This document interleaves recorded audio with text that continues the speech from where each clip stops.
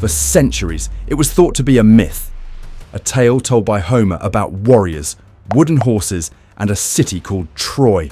Then, in the 1870s, archaeologists dug into a grassy hill in western Turkey and discovered something astonishing. Not just ruins, but 9 different cities layered one atop another, stretching back over 5,000 years.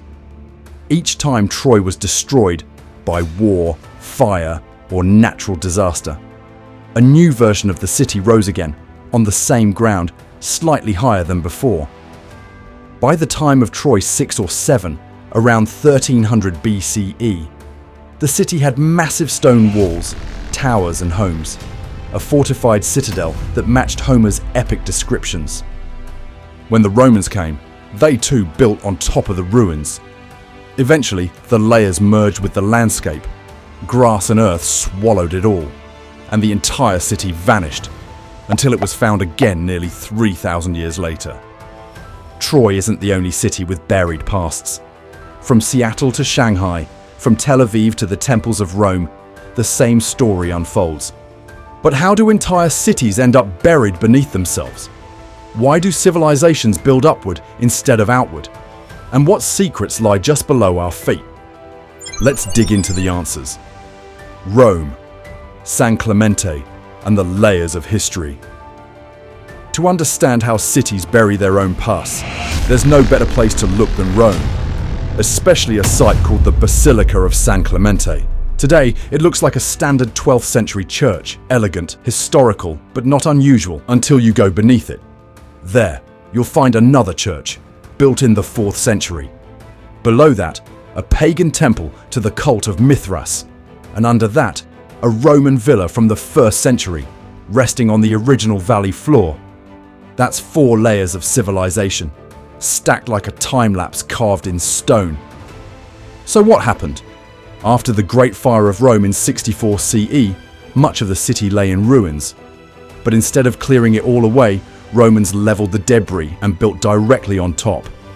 Each disaster, fire, flood, earthquake, invasion, led to another round of rebuilding, on a slightly higher level than before. Over centuries, this process raised the street level of the entire city by 10 meters or more.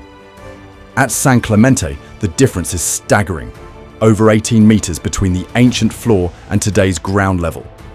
Inside the Mithraic temple, archaeologists discovered altars, benches, carved imagery of Mithras slaying the sacred bull, a mystery religion that once rivaled early Christianity.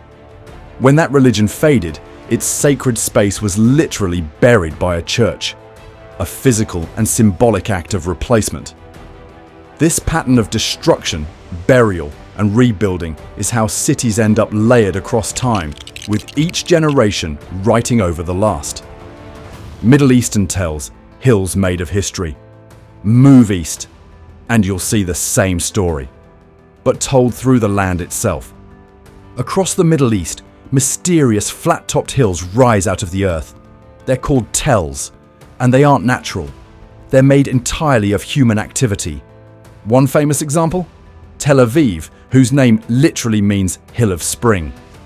Long before it became a modern city, it was a mound of ancient life, buried and rebuilt for centuries. How does this happen? In early settlements, homes were built from mud brick, which crumbled over time.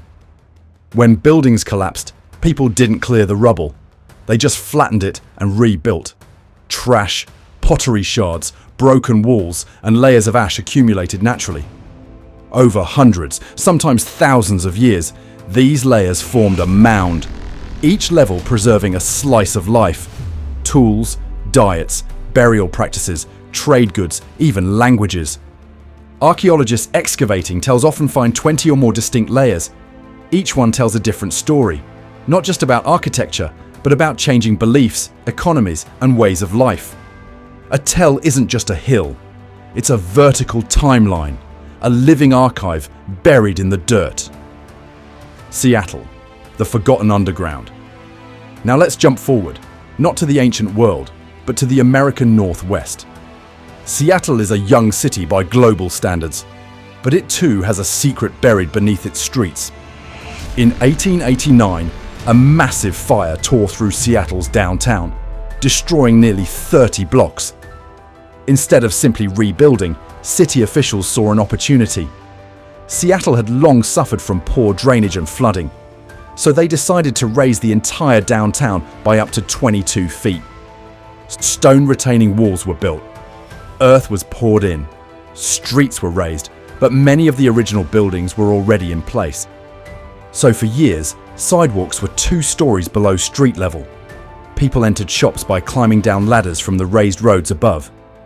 Eventually, new sidewalks were built to match the new street level, sealing off the lower entrances completely. What was left behind is now known as the Seattle Underground, a ghostly network of old storefronts, passageways, and signs from the 1890s still preserved beneath Pioneer Square.